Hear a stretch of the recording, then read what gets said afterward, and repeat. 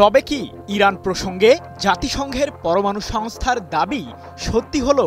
Iran কি গোপনে পারমাণবিক অস্ত্র বানাচ্ছে?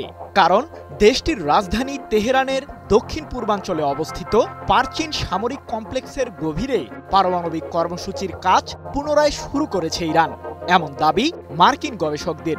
যদিও যুক্তরাষ্ট্র বলছে ইরানকে কোনোভাবেই পারমাণবিক অস্ত্র তৈরি করতে দেবে না হোয়াইট হাউস। তবে ইরানের সর্বোচ্চ ধর্মীয় নেতা আয়াতুল্লাহ আলী খামেনির দাবি, তার দেশের পারমাণবিক কর্মসূচিকে বোমা মেরেও ধ্বংস করা সম্ভব নয়। প্রশ্ন হলো, আবার কি বাংকার বাস্টার বোমা দিয়ে ইরানে হামলা চালাতে চলেছে যুক্তরাষ্ট্র?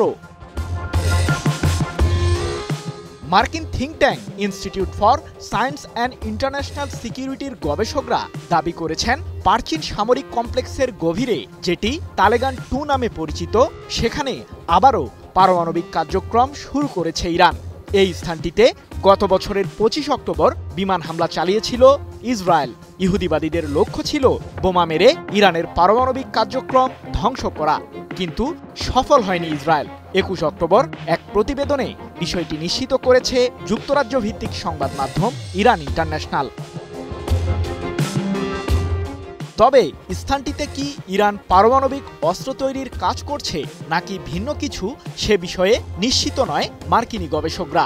AMAD সাংকেতিক নাম ব্যবহার করে 1989 সালে পারচিনের ওই স্থানটিতে পারমাণবিক কার্যক্রম শুরু করে তেহরান।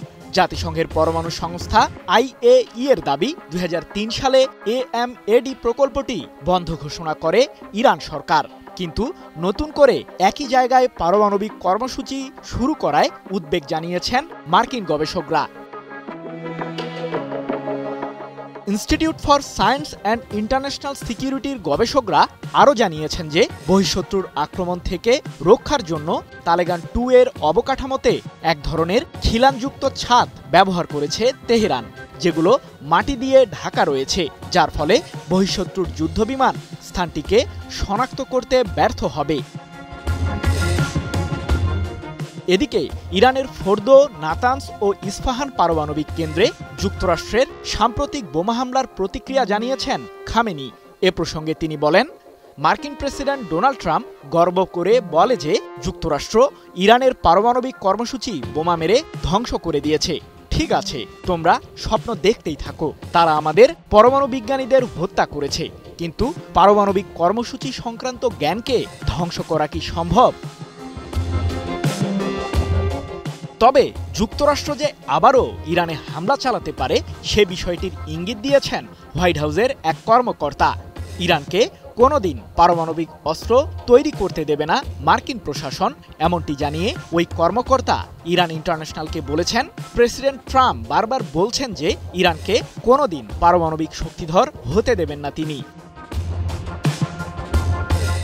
হোয়াইট হাউসের ওই কর্মকর্তার এমন মন্তব্যের পর একটি প্রশ্নই ঘুরপাক খাচ্ছে, কবে আবারও ইরানে হামলা চালাতে যাচ্ছে যুক্তরাষ্ট্র?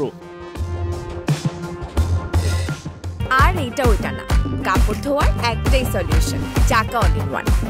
বিশ্লেষকরা বলছেন, পশ্চিমাদের হামলা ঠেকাতে সম্পূর্ণ প্রস্তুত আছে ইরানের সামরিক বাহিনী। তবে যুক্তরাষ্ট্র পুনরায় ইরানে হামলা চালাতে নিজেদের স্বার্থের কথাই ভাববে, যদিও এখন পর্যন্ত এ বিষয়ে কোনো আলামত দেখা যাচ্ছে না বলে মনে করছেন সমরবিদরা।